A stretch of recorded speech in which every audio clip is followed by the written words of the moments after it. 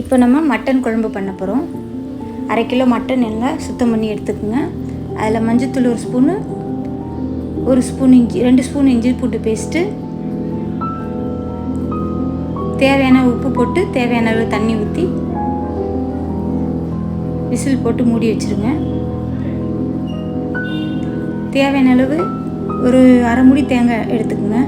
ஒரு 10 முந்திரி பல், 1 ஸ்பூன் கசகசா. இதை நல்லா நைஸாக அரைச்சி எடுத்துக்கோங்க.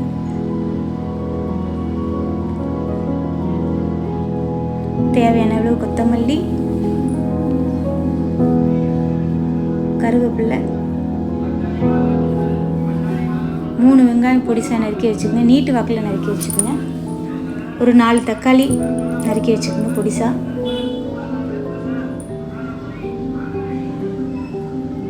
மட்டன் இந்த மாதிரி ஒரு 5 விசில் வச்சிங்கன்னா இந்த மாதிரி நல்லா வெந்துடும். பாத்திரத்தை வச்சு எண்ணெய் ஊற்றிடுங்க. தேவையான அளவு எண்ணெய் ஊற்றிக்குங்க. சோம்பு போட்டு தாளிச்சுக்குங்க.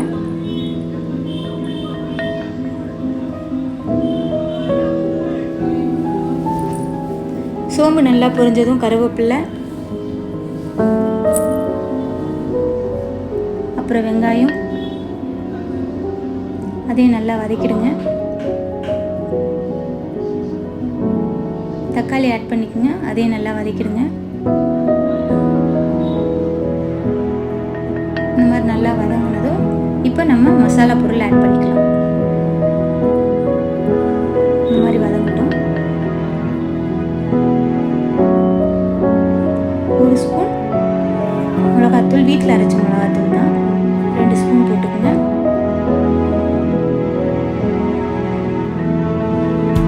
1 ஸ்பூன் கரம் மசாலா,